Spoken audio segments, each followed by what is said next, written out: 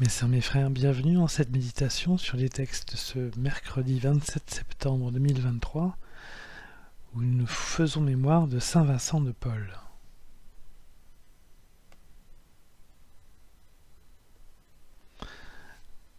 Le règne de Dieu s'approche.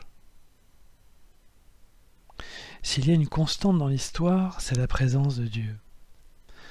L'amour de Dieu est toujours présent. Ce qui change, c'est sa pédagogie et le sens donné à sa providence. L'exil des Hébreux en Assyrie et la destruction du temple de Jérusalem a été une catastrophe pour le peuple d'Israël, au point de relire de manière rétrospective le passé à l'aune de cet exil, comme le fait Esdras, le prêtre qui a vécu l'exil et encouragé le retour en Israël dès qu'il a été possible. Il nous dit dans son texte « Nos fautes sans nombre nous submergent, nos offenses se sont amoncelées jusqu'au ciel. Depuis les jours de nos pères et aujourd'hui encore, grande est notre offense. C'est à cause de nos fautes que nous avons été livrés, nous, nos rois et nos prêtres, aux mains des rois étrangers, à l'épée, à la captivité, au pillage et à la honte qui nous accablent encore aujourd'hui. » Esdras relie l'exil à Babylone à la lumière des discours des prophètes qui avertissaient d'un péril imminent en Israël en raison de l'impureté du peuple. Esdras a ainsi une très vive conscience du péché qui l'entoure, lui et son peuple. En faisant cette expérience spirituelle du péché et en avouant ses fautes à Dieu, Esdras prend aussi conscience de l'amour de Dieu, car il ouvre le chemin au retour, interprété avec justesse comme un acte de grâce et de pardon divin. En autorisant le retour du peuple d'Israël dans ses terres et en aidant à la reconstruction du temple, Dieu bénit son peuple et le libère encore une fois. On peut lire en effet « Dans cette servitude, notre Dieu ne nous a pas abandonnés. Il nous a concilié la faveur des rois de Perse. Il nous a rendu la vie pour que nous puissions restaurer la maison de notre Dieu et relever ses ruines, afin d'avoir un abri solide en Juda et à Jérusalem. »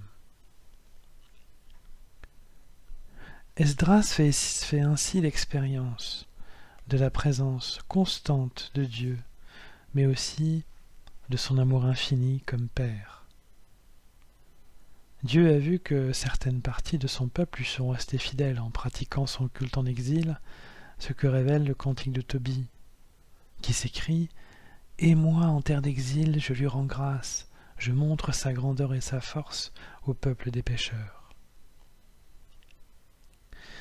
Un amour mutuel et une reconnaissance commune sont à l'œuvre, comme dans une relation où on finit par comprendre que l'autre s'intéresse à nous parce que nous nous intéressons à lui.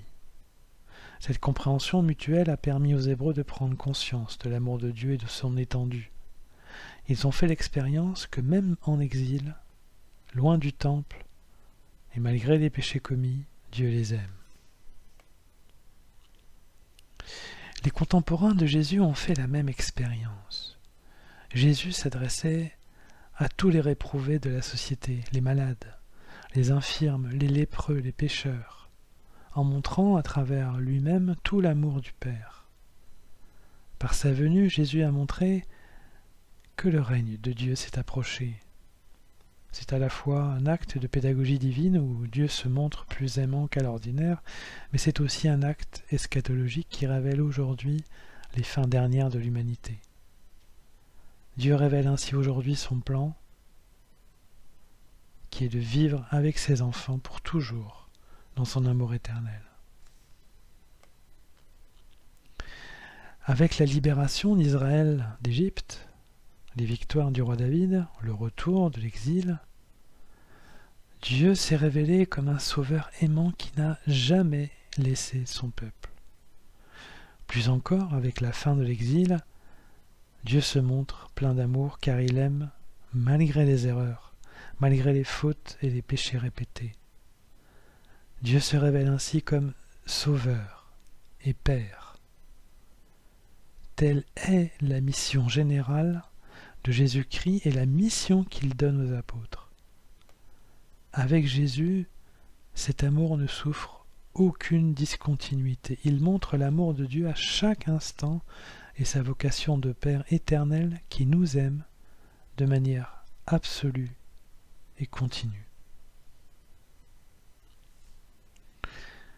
Mes sœurs, mes frères, le règne de Dieu s'approche. Il s'est approché toutes les fois que Dieu a sauvé son peuple. Il s'est approché en ramenant son peuple dans sa terre. Il s'approche encore plus avec Jésus-Christ durant son ministère, et plus encore avec la présence constante de l'Esprit Saint qui nous conseille et nous guide. Tout le travail des apôtres se fait sous la conduite justement de l'Esprit Saint qui parle par leur bouche lorsque Jésus les envoie en mission. Comme le dit l'Évangile du jour, il les a envoyés à proclamer le règne de Dieu et guérir les malades. Ils partirent, ils allaient de village en village, annonçant la bonne nouvelle et faisant partout les guérisons. Le royaume n'aura jamais été aussi présent, et Dieu ne s'est jamais autant approché de nous.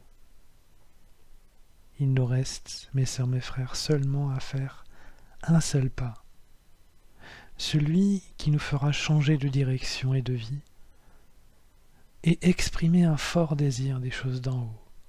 Là, nous répondrons à la hauteur de l'amour de Dieu qui a été le premier. Il ne nous demande pas de l'aimer comme il nous aime, mais il nous demande de faire un pas d'amour vers lui et de lui rester fidèles. Nous serons alors au cœur de la Trinité d'amour avec le Père et le Fils, au sein desquels souffle l'Esprit aimant et consolateur.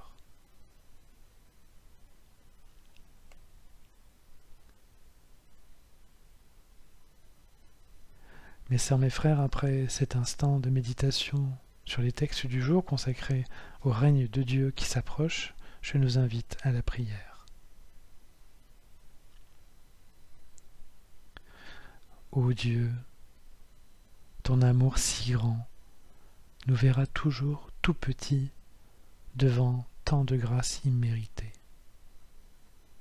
Ta présence constante près de nous montre ton souci de Père, à nous, tes enfants, vers qui nous nous tournons maintenant. Nous connaissons une joie pure avec Jésus, de voir ton royaume se rapprocher de nous et de pouvoir bientôt te serrer dans nos bras.